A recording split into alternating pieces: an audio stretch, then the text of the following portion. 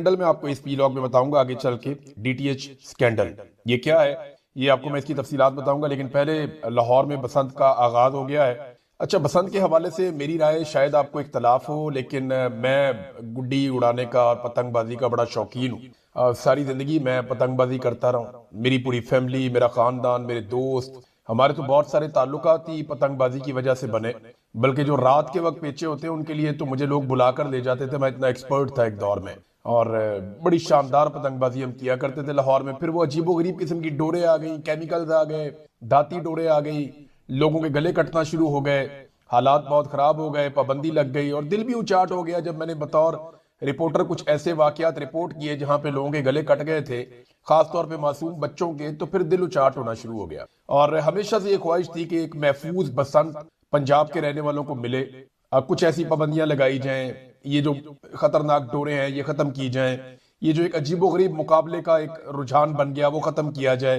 यानी जैसे ही अमीर आदमी के हाथ में कोई खेल आता है ना, तो वो उस खेल को मौत का खेल बना देते। अलीट क्लास हमेशा यही करती है। गरीबों का खेल था ना जब तक, तब तक बड़ा महफूज था। जब तक ये मिडिल क्लास के लोग, गरीब लोग ये बसंत मनाते थे, कच्ची डोरे होती थी, छोटी पतंगे होती थी, तब तक बड़ा अच्छा रहता था। लेकिन जैसे जैसे पावरफुल लोग इसके अंदर आए, अलीट क्लास इसके अंदर आई, ताकतवर लोग इसके अंदर घुसे, फिर इसके अंदर मुकाबला शुरू हो गया।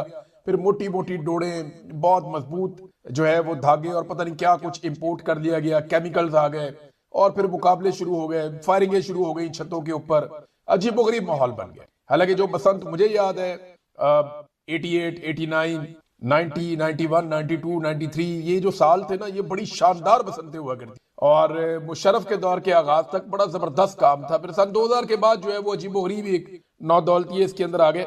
लाहौर वाले जो है वो अब खेल तमाशा देख लेंगे। ये पहले गरीब आदमी का त्यौहार हुआ करता था, लेकिन अब गरीब आदमी की पहुंच से बाहर है। मैंने जो मेरे दोस्त अहबाब फैमिली मेंबर है, मैंने उनसे पूछा, मैंने कहा बताओ जी बसंत की क्या सूरत हाल है। वो कह रहे हैं जी कि वो डोर का जो पिन्ना है वो इतना महंगा है कि अब आप खरीद ही नहीं सकते आम आदमी। वो 12,000 से लेके 15,000 तक का मिल रहा है, वो 2 पीस का। अच्छा, 2 पीस का मतलब 5 गोट। आप लोग नहीं समझेंगे क्योंकि मैं ये सारी जिंदगी यही काम किया है, तो मुझे पता है कि ये इसका क्या मतलब होता है। तो ये 1 पीस होता था, एक धागा, दूसरा पीस दूसरा, यानी उसकी लेंथ है धागे की, डोर की।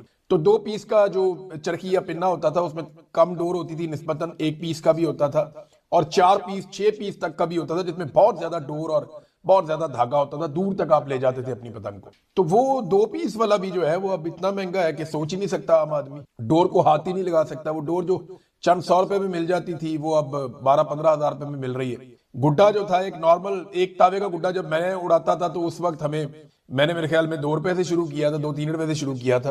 तो 7 रुपए बड़ा लंबा अरसा रहा, फिर 11 रुपए हो गया। बहुत अच्छा वाला गुड्डा जो था वो 11 रुपए हो गया। वो अब तो पता चल रहा है जनाब कि 300 से 500 रुपए तक गुड्डे का पतंग का रेट हुआ है और पतंग मिल ही नहीं रही। तो ये अजीबो गरीब, गरीब का तो त्यौहार रहा ही नहीं। बेचारा गरीब तो तरसेगा, तमाशा ही देखेगा। अमीर आदमी है या अलीट क्लास है या बहुत सारे जो लोग ऐसे हैं जो प्रिविलेज क्लास है, अब वो लोग बसंत बसंत बना लेंगे जिनके पास पैसा है थोड़ा बहुत। अपर मिडिल क्लास के लोग जो हैं गरीब तरसते रहेंगे। पुराना त्यौहार है, लेकिन एक चीज इस मर्तबा हुई कि हुकूमत ने इस त्यौहार को सरकारी जश्न में तब्दील कर दिया। यानी एक त्यौहार तो मैं चाहता हूं हमेशा से कि जिंदा होने चाहिए, लोगों को एंटरटेनमेंट का मौका मिलना चाहिए, लेकिन एक तो जानबूझ के इसको इस मौके पर किया गया। ये मौसम बहार का है ना त्यौहार, बसंत, बसंत बहार, इसको कहते हैं बसंत बहार। ये बहार के मौसम में आता है, लेकिन बहार आने से पहले ही सर्दी में ही त्यौहार कर दिया मरियम नवाज ने। उसकी वजह यह है कि 8 फरवरी का पाकिस्तान तहरीक इंसाफ ने कॉल दिया हुआ था, तो उनकी कॉल को डाउन करने के लिए उन्होंने अपना त्यौहार रख लिया। तो ठीक है, त्यौहार तो मिल गया लाहौर वालों को। पीटीआई का एहतजाज तो चलता रहेगा, ना उनका ये पहला एहतजाज है तो ना उनका ये आखिरी एहतजाज होगा, और इसका इंपैक्ट क्या आएगा ये भी हमें 8 फरवरी की रात तक पता चल जाएगा। बहरहाल ये उन्होंने रखा इसी चक्कर में है कि मौसम बहार से हटा के इसको सर्दी के अंदर ले आए। अब तरेल पड़ रही है, ओस पड़ती है जो हवा के अंदर, उसकी वजह से भी गुड़ियां भीग रही हैं और लोग कह रहे थे मजा नहीं आ रहा, और हवा भी बहार के अंदर ज्यादा अच्छी चलती है। बहरहाल 3 दिन का त्यौहार है, अपर मिडिल क्लास मनाएगी, अमीर लोग इसको मनाएंगे, गरीब लोग उसको उस तरह से एंजॉय नहीं कर पाएंगे। लेकिन हुकूमत ने इसको एक जश्न की तरह मनाना शुरू किया। यानी ये एक ऐसा त्यौहार है, गरीब आदमी का था, आम आदमी का था। लाहौरिये बहुत खुश होते थे, पूरे पाकिस्तान से लोग आ जाते थे लाहौर में बसंत देखने के लिए, लेकिन हुकूमत इसको एक जश्न की तरह सेलिब्रेट कर रही है। वो भी सूट नहीं करता हुकूमत को। हाँ, लोगों को त्यौहार मनाने थे, लेकिन जिस तरह ये कर रहे हैं ना, ये इस तरह कर रहे हैं कि शायद इनकी जान बचाने का ये कोई जरिया बन जाएगा। या लोगों में इमरान खान की मकबूलियत कम हो जाएगी। ये 3 दिन का त्यौहार है, 3 दिन के बाद देखना लोग फिर इमरान खान के पीछे खड़े हो जाएंगे जाके। बल्कि इन 3 दिनों में भी ये लोग इमरान खान के पीछे खड़े होंगे।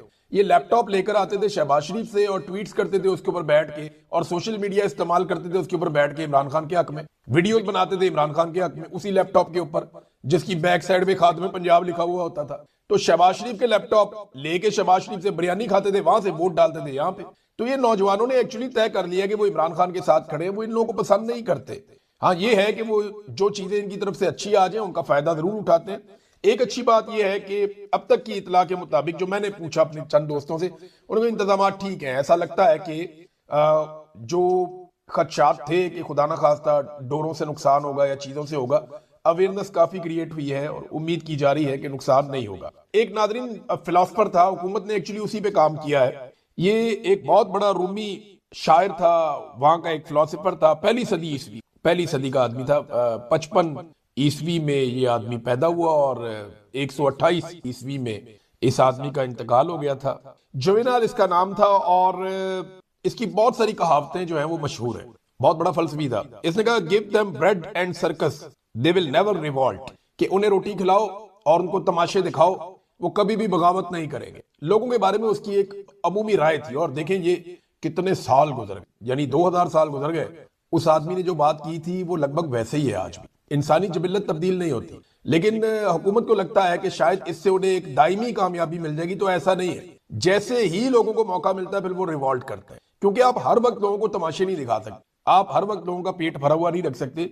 बहरहाल मरियम नवाज तो कहती हैं कि जो पेट है वो नहीं भरता शाऊर से। ये बड़ा जबरदस्त उन्होंने एक स्टेटमेंट दे दिया। ये अब शरीफ खानदान के साथ साथ ही चलना है जब तक इनकी पॉलिटिक्स है। कुछ ब्लॉगर्स हैं, कुछ फनकार हैं, कुछ ऐसे वैसे लोग हैं, कुछ मीडिया को एक्टिव किया हुआ है कि ठीक है जनाब बसंत की फुल कवरेज करें, तो वो आपको नजर भी आएगी, लेकिन आपको बाकी चीजों की कवरेज भी नजर आएगी। जरा टाइम आप थोड़ा आहिस्ता आहिस्ता आगे आप बढ़ने दें। इंजीनियर मोहम्मद अली मिर्जा साहब बसंत में भी फंस गए आके। इन्होंने ना इतने अजीबोगरीब स्टेटमेंट दिया। उनके स्टेटमेंट जो चल रहे थे, पता नहीं पूरा स्टेटमेंट तो मैंने नहीं सुना, ना पहले वाला ना ये वाला। पूरा स्टेटमेंट सुनने का टाइम ही नहीं होता। इनकी वीडियो ही 2-3 घंटे की होती है। पहले एक वीडियो पूरी सुनो 2-3 घंटे, फिर दूसरी वीडियो पूरी सुनो 2-3 घंटे, फिर साको सबाग निकालो। तो ये नहीं होता आजकल के दौर में। आपका क्लियर स्टेटमेंट आया होता है, लोग उसी के ऊपर आपके बारे में ओपिनियन बना लेते हैं। तो इंजीनियर साहब के जनाब 2 स्टेटमेंट फिर रहे हैं। एक में बसंत जो है वो हराम है और दूसरे की तरफ कह रहे हैं जी बड़ा कमाल काम है। अब ये एक पुराना स्टेटमेंट है और एक नया स्टेटमेंट है और लोग इंजीनियर साहब के लत्ते ले रहे हैं। अब देखें इंजीनियर साहब इसके ऊपर क्या कहते हैं या इसका क्या जवाब देते हैं, क्योंकि हर बात का कोई ना कोई जवाब तो उनके पास होता है। तो एक तरफ जनाब हुकूमत जश्न मना रही है, दूसरी तरफ पाकिस्तान तहरीके इंसाफ के ऊपर एक खौफनाक क्रैकडाउन इस वक्त जारी है। घरों में घुसकर पूरा का पूरा घर तोड़ देते हैं, खवातीन को हरासा कर रहे हैं, धक्के मार रहे हैं, लोगों को उठा उठा कर ले जा रहे हैं। और पंजाब भर से मुख्तलिफ शहरों से हमें ये मनाजिर नजर आ रहे हैं। अलग अलग जगहों से पाकिस्तान तहरीके इंसाफ के लोगों को पुलिस गिरफ्तार कर रही है, ताकि 8 फरवरी के हवाले से जो रात को इन्होंने एक जुलूस निकालने हैं मशाल बरदार, वो जुलूस ये ना निकाल सकें और कोई इंपैक्ट पाकिस्तान तहरीके इंसाफ क्रिएट ना करे। इससे थोड़ी सी ऑक्सीजन मिल जाएगी अपोजिशन को। लेकिन नवाज शरीफ साहब आपको शर्म आनी चाहिए। यानी ये जो कुछ भी हो रहा है, लोगों के घर टूट रहे हैं, लोगों का सामान टूट रहा है, औरतों को धक्के पड़ रहे हैं, पुलिस घरों के अंदर घुस गई है। आप कौन से जमहूरी लीडर हैं? कहां पे आप सियासत करते रहे? कौन सी जमहूरियत का आप नाम लेते रहे? कौन सी इकदार की सियासत की आप बात करते? ये किस किस्म की सियासी इकदार है? ऐसा तो कभी डिक्टेटर्स ने नहीं किया जो आपने कर दिया नवाज शरीफ साहब और आपकी बेटी ने कर दिया। घटिया तरीन काम किया आप लोग। और आप लोगों से अगर एस्टेब्लिशमेंट ने करवाया भी है तो आप उन्हें कह दें यार हम ये काम नहीं करते। वैसे इतना घटिया काम तो एस्टेब्लिशमेंट भी नहीं करवाती जब तक कि आप शामिल ना हो। ये रल मिल गई, आप लोगों ने गंद मारा और एक पॉलिटिकल पार्टी को नीचा दिखाने के लिए आप किस कदर गिर गए ये हम रोज देखते हैं। नादरीन, जो पाकिस्तान तहरीके इंसाफ वाला एक मामला था, ये कोर कमांडर के साथ जो एपेक्स कमेटी के अंदर सोहेल अफरीदी बैठे हैं, इस पे कुछ लोगों ने रोला डाल दिया। देखिए 2 तरह की ओपिनियन। एक जो पीएमएलएन के करीबी लोग हैं या जो एस्टेब्लिशमेंट के करीबी लोग हैं, वो कह रहे हैं जी सोहेल अफरीदी अच्छा बच्चा बन गया, बड़ी अच्छी बात है जनाब कि वो अच्छा बच्चा बन गया, वो अब जाकर मीटिंग के अंदर बैठ गया ये वो। और दूसरी तरफ एक ओपिनियन ये भी आ रही है और कुछ पाकिस्तान तहरीके इंसाफ के लोग भी ये कह रहे हैं क्यों बैठे, बैठना नहीं चाहिए। अच्छा, ये तहरीके इंसाफ के लोग तो मैं वैसे ही कह देता हूँ ये सोशल मीडिया के लोग हैं। अब इनका तहरीके इंसाफ से ताल्लुक है या नहीं मैं आपको आगे चल के बताता हूँ। देखिए कुछ चीजें बड़ी उसूली हैं जिन्हें हमें समझना पड़ेगा इस सारे इशू के अंदर। कि सोहेल अफरीदी को आना पड़ा, नहीं जी सोहेल अफरीदी नहीं आई, ये एपेक्स कमेटी की मीटिंग है, सोहेल अफरीदी की जेर सदारत हुई और उसमें कोर कमांडर को आना पड़ा, वो वहां पे आए। असल बात यह है कि पाकिस्तान में जो दहशतगर्दी आई है ये पाकिस्तान की मिलिट्री एस्टेब्लिशमेंट की गलत पॉलिसियों की वजह से आई है, वरना यहां दहशतगर्दी नहीं होती। नंबर 2, इसमें चंद जर्नैलों ने अरबों रुपए कमाए और हमने बहुत सारे अपने सिपाही और अपने बहुत सारे जवान इसमें हमने गवा दिए। अवाम की बहुत बड़ी तादाद जो है वो शहीद हुई। नंबर 3, जब दहशतगर्दी बढ़ गई तो उससे जान छुड़ाने के लिए इन्होंने ऑपरेशन शुरू कर दिए, लेकिन दहशतगर्दी का खात्मा नहीं हो सका। उसकी एक वजह यह है कि गुड तालिबान और बैड तालिबान भी थे। ये एक ग्रोह को मारते थे, दूसरे को साथ रखते थे, फिर वो बिगड़ जाता था, फिर एक को मारते थे, एक को साथ रखते थे। तो इस पॉलिसी की वजह से दहशतगर्दी कभी भी खत्म नहीं हुई। अच्छा, दहशतगर्दी जब खत्म हुई तो उस वक्त खत्म हुई जब सबने मिलकर एक पॉलिसी बना ली, नेशनल एक्शन प्लान बन गया, उसके ऊपर अमल दरामद शुरू हो गया। उसके बाद इमरान खान साहब ने कहा जी खाली लड़ाई से कोई मसला हल नहीं होगा, आपको बैठ के तमाम लोगों को एतमाद में लेना पड़ेगा, जिनमें सियासतदान है, कबायली माहिदीन है, सूबाई हुकूमतें हैं, अफगानिस्तान है, आपको उससे बात करनी पड़ेगी। और फिर पाकिस्तान में काफी हद तक अमन भी आया। लेकिन जब रजीम चेंज ऑपरेशन हुआ ना, तो उसमें पाकिस्तान की मिलिट्री एस्टेब्लिशमेंट और जर्नैलों की, चंद जर्नैलों की बहुत ज्यादा बदनामी हो गई। और फिर जर्नैलों को दोबारा से टीटीपी की याद सताने लगी कि तहरीके तालिबान पाकिस्तान आ जाएगी तो तवज्जो उधर को हो जाएगी, क्योंकि तहरीके तालिबान पाकिस्तान के साथ जब ये लड़ते हैं तो नए मिली नगमे बनते हैं, बहुत सारी चीजें आती हैं, तो तवज्जो अवाम की उस तरफ हो जाती है। तो फिर याद सतानी शुरू हो गई। ये दहशतगर्द वापस ला रहे थे, पाकिस्तान तहरीके इंसाफ इख्तलाफ कर रही थी, मना कर रही थी कि दहशतगर्दों को वापस ना लाया जाए, लेकिन उन्हें वापस लाकर बसा दिया गया। अब हुआ यह कि माजी में जितने भी ऑपरेशन किए गए खैबर पख्तूनख्वा के जिन इलाकों में किए गए, उन लोगों के साथ किए गए वादे पूरे नहीं किए, बल्कि उन लोगों का इतना नुकसान हो गया जिसकी भरपाई वो अभी तक नहीं कर पा रहे। तो उन्होंने कहा जी हमारी तो पहले ही कमर टूट गई है आपके ऑपरेशंस की वजह से, और दहशतगर्दी खत्म नहीं हो रही, तो अब हम आपको ऑपरेशन नहीं करने देंगे। वहां पे ऑपरेशन एक गाली बन गया। अब एस्टेब्लिशमेंट ने कहा जनाब हम करके दिखाएंगे ऑपरेशन, जो जिससे होता है वो कर ले। पाकिस्तान तहरीक इंसाफ पब्लिक के साथ खड़ी हो गई और एस्टेब्लिशमेंट जो है वो ऑपरेशन के हक में खड़ी हो गई कि हमने जबरदस्ती ऑपरेशन करना है, किसी का बाप भी नहीं रोक सकते। ये थी लड़ाई जहां पे आके लॉक लग गया। इमरान खान ने कहा था कि ठीक है दहशतगर्दी के हम हमायती नहीं है, हम दहशतगर्दों के खिलाफ हैं, लेकिन इन दहशतगर्दों को आप लेकर आए, और अगर अब दहशतगर्दी खत्म करनी है तो बिला वजह ऑपरेशन करने की बजाय सारे मिलकर बैठे, कबायली माहिदीन बैठे, सियासतदान बैठे, तमाम पॉलिटिकल पार्टीज बैठे, मुअज़्ज़िज़ीन बैठे, अफगानिस्तान से बात करें, लोकल से बात करें और फिर मसला हल करें। जहां जरूरत है ताकत के इस्तेमाल की, वहां पे मुशावरत के साथ मिलकर ताकत का इस्तेमाल करें। इस नुक्ते के ऊपर इत्तफाक हुआ है एपेक्स कमेटी की मीटिंग, और यही विन विन सिचुएशन है।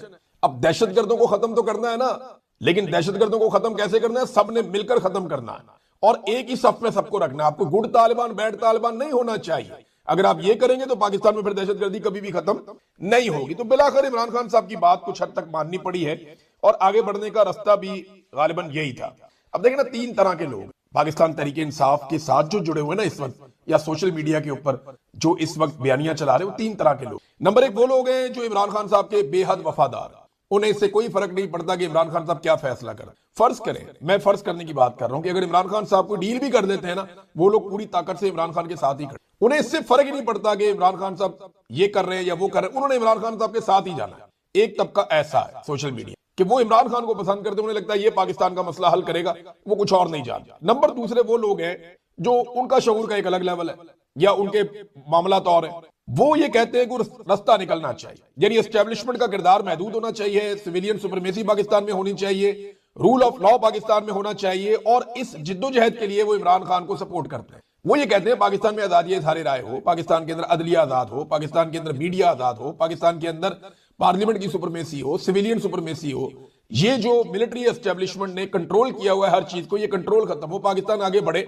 और ये लोग इमरान खान की इस बात को भी मान लेते हैं कि मुल्क भी मेरा, फौज भी मेरी। अब एक तीसरे तरह के लोग हैं, ये बहुत हार्ड लाइनर है, ये कहते हैं जनाब पाकिस्तान में हर मसले की जड़ी जो है वो फौज है। वो फौज को देखने नहीं चाहते, वो समझते हैं जनाब के फौज का वजूद ही पाकिस्तान के लिए खतरा है और उनके साथ किसी किस्म का भी ताल्लुक रखना बिल्कुल गलत है, वो ये समझते हैं। इनमें अक्सर ऐसे लोग हैं जो अपना नाम भी जाहिर करना मुनासिब नहीं समझते सोशल मीडिया के ऊपर। ये कहते हैं कि फौज को बिल्कुल दीवार के साथ लगाओ, इनके साथ बात भी ना करो, इनके जनाजों में ना जाओ, इनके साथ बिल्कुल ताल्लुक खत्म करो। ये बहुत हार्ड लाइन है। अच्छा, इमरान खान साहब जो हैं वो इस लेवल तक कभी भी नहीं आए, मैंने कभी सुना भी नहीं उन्हें आते हुए, और ये लोग कहते हैं जी फौज ही फितना है। तो ये 3 तरह के अलग अलग लोग हैं, तो इनके बीच में जो है वो डिवाइड हो जाता है मामला। देखिए, एक लोगों को कोई फर्क नहीं पड़ता, एक तरह के लोगों को, कि इमरान खान साहब कुछ भी करें वो कहेंगे ठीक है। दूसरी तरह के लोग वो हैं जो कहते हैं जी मसला ठीक होना चाहिए, मुल्क को आगे बढ़ना चाहिए, इमरान खान इस टाइम पे क्योंकि ये लड़ाई लड़ रहा है, ये लड़ाई बड़ी ठीक है, हम इसमें इसके साथ हैं। तीसरी तरह के वो लोग हैं जो किसी के साथ भी खड़े हो जाएंगे जब भी कोई फौज के खिलाफ खड़ा होगा, यानी वो ये देखते रहते हैं कि आज नवाज शरीफ, इमरान खान, फजल रहमान, कोई भी फौज के खिलाफ खड़ा हो वो उसके साथ खड़े हो जाए, उनका प्रॉब्लम ही फौज है। तो ये तीन तरह के अलग अलग किस्म के लोग हैं। लेकिन ये मुकाबला और ये लड़ाई है क्या, जरा इसको आप समझें। देखिए बाहर ये मुकाबला चलता रहेगा, कुश्ती चलती रहेगी। 8 फरवरी को कामयाब हुए, नहीं कामयाब हुए, अगला मुकाबला कब है, यह एहतजाज का पहला दिन है, वो दूसरा दिन है, वो 5वां दिन है, यह एहतजाज चलता रहेगा। कुछ भी आप बाहर करते रहे, जब तक बड़ा इंकलाब नहीं आएगा, अवाम बाहर नहीं आएगी, तब तक फैसला तो नहीं होगा। लेकिन एक फैसला तो हो चुका है कि अगर इस निजाम ने सरवाइव करना है तो इन्हें हर हाल में इमरान खान को नीचा दिखाना पड़ेगा। और नीचा दिखाने के लिए इमरान खान के साथ या तो इनको डील करनी पड़ेगी, या इमरान खान साहब का मौक़िफ़ तब्दील करवाना पड़ेगा, या इमरान खान साहब से माफी मंगवानी पड़ेगी। ये चीजें किए बगैर ये इमरान खान साहब को या उनकी पॉपुलैरिटी को टैकल नहीं कर पाएंगे। इमरान खान साहब ने अपना बयानिया बना दिया, अपने हिस्से का काम कर लिया, अब उन्हें सिर्फ सब्र करना और इंतजार करना। ये सिस्टम अंदर से खोखला होता जा, ये किसी भी वक्त एक झटके से गिर जाएगा। हम नहीं कह सकते कब गिरेगा, लेकिन ये अंदर से खोखले होते चले जा रहे। मईशत नहीं चल रही, दहशतगर्दी हो गई है, इनके हाथ कोई चीज नहीं लगी हुई, इनके हाथ पांव फूले हुए। ये जो हरकतें करते हैं, जिस किस्म की बातें करते हैं, हवन्नकों वाली बातें करते हैं, जब आप इनकी बातें सुनते हैं तो आपको आइडिया हो जाना चाहिए कि ये लोग अपने आसाब खो बैठे हैं। अब इन्हें समझ बूझ बाकी नहीं रही। इमरान खान को सिर्फ सब्र करना है और इंतजार करना, और इनके साथ किसी किस्म का ऐसा मामला नहीं करना जिसमें यह तासुर जाए कि इमरान खान इनसे हार गया। और ये हार जाए, ये एक दिन हार जाएगा, और ये किसी वक्त भी इनका बबल फट जाएगा। ये बात आप अपने जहन में रखिए। देखिए इमरान खान की हार किसी एक केस में नहीं है, किसी एक इलेक्शन में भी नहीं है, किसी एक हुकूमत के मिलने या ना मिलने में भी नहीं है। आप खैबर पख्तूनख्वा की हुकूमत भी उससे छीन, इससे भी वो नहीं हारेगा। आप फर्ज करें सुहेल अफरीदी इमरान खान के खिलाफ खड़ा हो जाए, फिर भी वो नहीं हारेगा। अलीमा खानम इमरान खान के खिलाफ गवाही दे दे, वो फिर भी नहीं हारेगा। बुशरा बीबी वादा माफ गवाह बन जाए, इमरान खान फिर भी नहीं हारेगा। इमरान खान हारेगा जब वो एस्टेब्लिशमेंट के सामने झुकेगा। मसला अब झुकने का आ गया। अगर इमरान खान ना झुका और ये वक्त गुजर गया, तो याद रखिएगा तारीख के अंदर इमरान खान एस्टेब्लिशमेंट से जीत जाएगा, और फिर एस्टेब्लिशमेंट अपनी इज्जत बहाल नहीं कर पाएगी, क्योंकि वो कौम को लड़ने का एक तरीका सिखा जाए। ये इमरान खान करे। ये सोशल मीडिया का दौर है, ये बहुत बड़ा दौर है, ये बहुत, और जितना बड़ा लीडर इमरान खान है, जुल्फिकार दी भुट्टो इसका कहीं भी नहीं था, किसी हिस्से में भी नहीं था।